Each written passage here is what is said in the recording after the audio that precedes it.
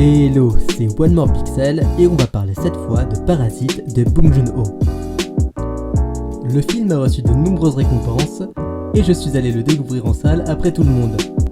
Et pourtant, à ma grande surprise, la salle était complète. Alors je vous arrête tout de suite, si vous ne l'avez pas vu, foncez le voir. Ce serait dommage de rater une occasion de découvrir sans spoiler un film comme Parasite. Parce que ma vidéo en contiendra, vous êtes prévenus. Si vous avez vu Parasite, vous serez peut-être d'accord avec moi pour dire que le film met en scène les différentes classes sociales. Et ce n'est pas la première fois que Bong Joon-ho fait ça. Beaucoup de ses œuvres racontent ce même message engagé. Mais cette narration ne passe pas uniquement par les paroles et dialogues des personnages. Dans Parasite, nous suivons deux familles. La famille Kim, nos protagonistes, et la famille Park qui va se faire entuber. La famille Kim va tour à tour remplacer, ou en tout cas se faire engager par la famille Park. Nous avons deux familles dont l'environnement sont aux deux extrémités. Tout d'abord, le film commence sur cette fenêtre qui donne sur la rue. Fenêtre sûrement d'un garage ou d'une cave. Non, c'est le lieu de vie de la famille Kim, placé en dessous même du niveau de la terre. Alors que la demeure même de la famille Park surplombe la ville, avec même à l'intérieur la présence de plusieurs paliers. L'entrée, le lieu de vie, les chambres, mais aussi en dessous, le fameux bunker. Le bunker où, rappelons-le, le téléphone capte. Chez les Kim par contre, le seul escalier de la maison, le seul point en hauteur, qui leur permet d'avoir une connexion avec le monde extérieur, est les toilettes. Dans Parasite, tout est construit de manière pyramidale, et la famille Kim a pour objectif de tricher pour rapidement monter en haut. Visuellement, ça se traduit par une ville sur plusieurs étages, avec en haut les plus riches et tout en bas les plus démunis. Mais cela passe aussi par un jeu de lumière.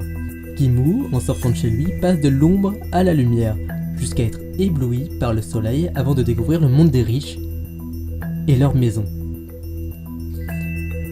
Mais ce doux rêve s'arrête à chaque fois qu'ils prennent l'escalier qui les ramène les pieds sur terre. Ce retour à la réalité qui donne des idées à nos protagonistes.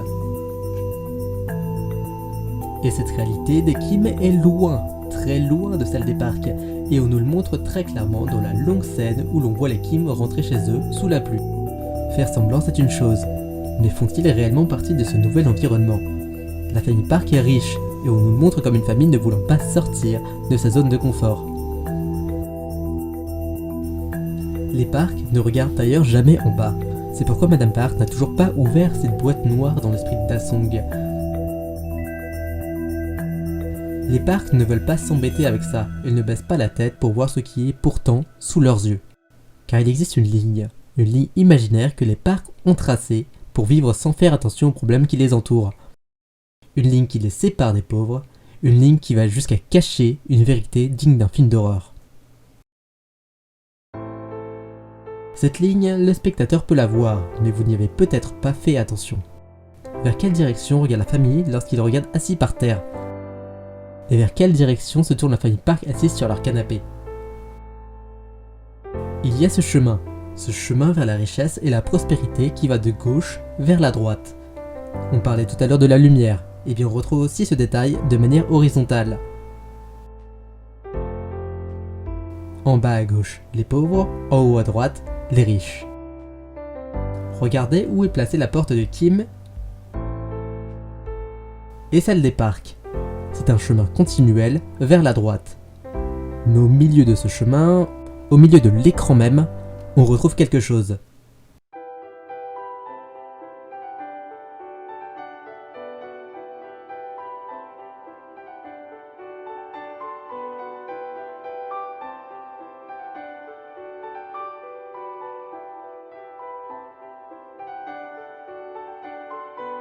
Une ligne verticale qui sépare littéralement les riches des pauvres. Mais il y a des séquences où cette ligne est franchie. Quand Ki-moo parle du fait qu'il est scout, comme Da-sung, pour mettre la maman dans sa poche. Ou quand la famille Park s'absente.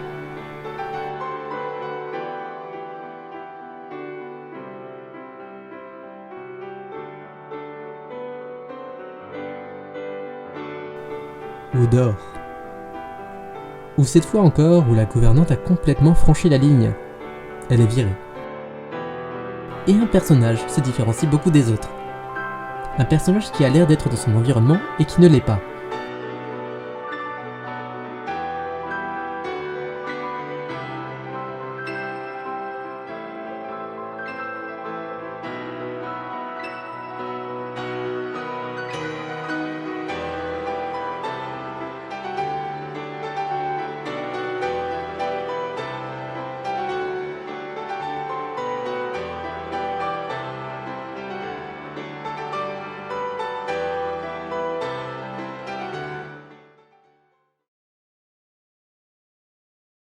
D'ailleurs ici, et pour la première fois dans le film, on va briser une règle du cinéma, la règle des 180 degrés.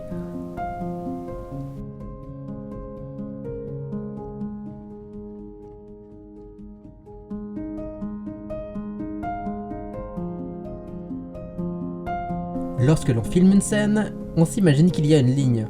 Et c'est par rapport à elle que l'on va placer notre caméra. Si nous traçons par exemple une ligne ici, la caméra peut se déplacer sur 180 degrés. Jamais elle ne passera de l'autre côté, ce qui permet lors d'un dialogue de comprendre la position des personnages dans le décor qu'on nous présente. À gauche Ki-moo, à droite son pote Min. Mais ici la caméra casse cette règle, puisque l'on voit Jessica et Madame Park du même côté de la caméra. Ki-moo n'a pas cette possibilité. Quand il souhaite passer de l'autre côté, Kim Jong l'arrête et la caméra se place de telle sorte qu'il tend la main vers la gauche de l'écran. Et qui sonnera à cette porte ? Kim Jong. On le retrouve aussi plus tard dans le film lorsque Monsieur Park et Monsieur Kim sont dans la voiture. Sauf que cette fois-ci, les personnages sont à la bonne place. Seul son reflet apparaît sur la droite de l'écran. Il y a un vrai parallèle de fait entre le film et les réalités. Si nous n'avons pas tous un homme vivant dans notre cave, enfin je l'espère, Bong Joon-ho cherche à montrer que peu importe le plan, l'aventure des Kim n'est qu'une illusion. Et que le riche reste riche, et les pauvres restent pauvres. Que quelle que soit la situation, la vérité refait surface et te collera à la peau. Mais si les Park ne veulent pas être embêtés par les pauvres, qu'ils vivent dans leur confort sans faire attention au reste, ils peuvent se bander les yeux s'ils le veulent, mais ils ne pourront pas passer à côté d'un détail. Un détail qui franchit cette ligne.